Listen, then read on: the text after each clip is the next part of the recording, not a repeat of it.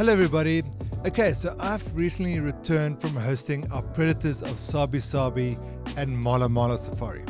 Now, for a lot of people that are into wildlife photography or into nature, I think these two names need very little, if any, introduction whatsoever. I think it's been known sort of over many years that the Sabi Sands in a whole, and especially Sabi and MalaMala, offer amazing predator viewing, particularly of lions and leopards.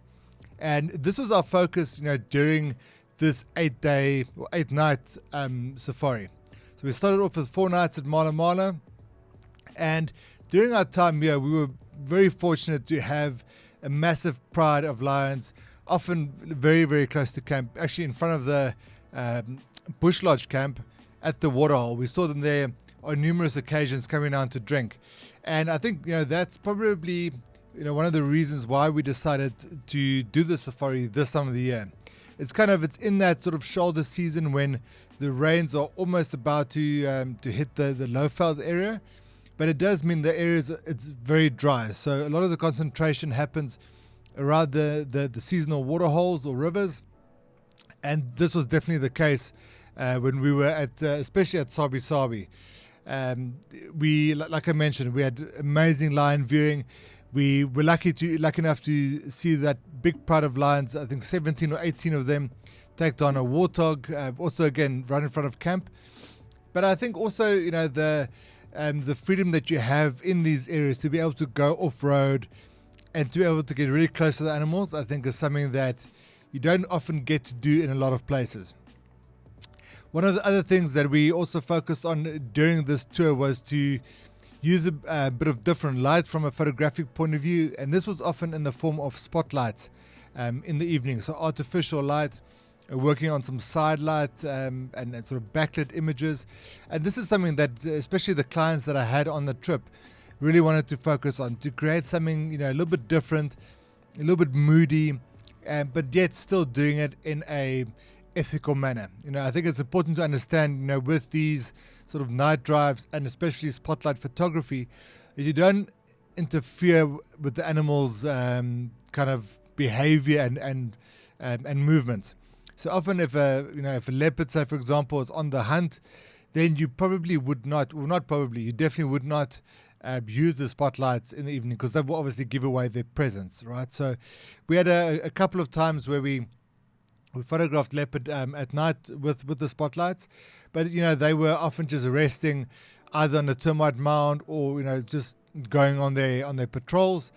Again, like I mentioned, if we had to see that then there were impalas in the area, we would switch the lights off and just give them a bit of a distance and let the whole situation kind of play itself out. So then after 4 nights at MalaMala, we then moved over, 4 nights at Sabi, we then moved over to MalaMala. We stayed at MalaMala main camp. And our focus here was, to spend as much time as we could with leopards. And man, it did not disappoint. We had multiple leopards every day, males, females with cubs, with sub-adult cubs. And, this was a real treat. And I think something that makes MalaMala so special, having that massive river frontage in front of the camp. A lot of the time your sightings are not far from camp at all. We did hope to get some African wild dogs. Unfortunately, with wild dogs being so elusive and moving such massive areas, they weren't on the property at the time that we were there. So that was a bit of a bummer, but we were still very fortunate to get amazing leopard viewing. We had numerous times where the leopards had a kill, once in a tree and once on the ground.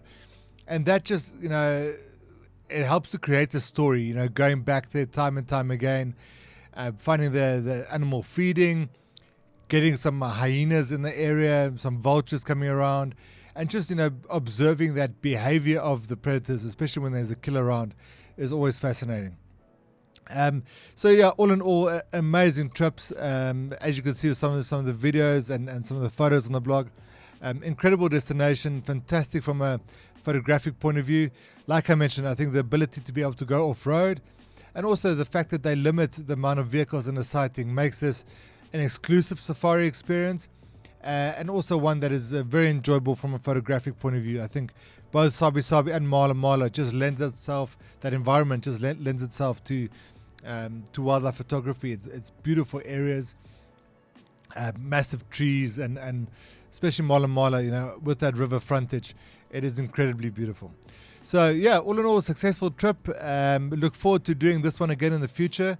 If this is something that you'd be interested in, if you want to join us on our MalaMala photo safari, or potentially a Sabi and MalaMala tour in the future, get in touch with us or join our waitlist on the website, and we will then contact you once those new dates are released. That's it for me for this one. Thank you for watching, and we'll catch up with you in the not too distant future. Cheers for now.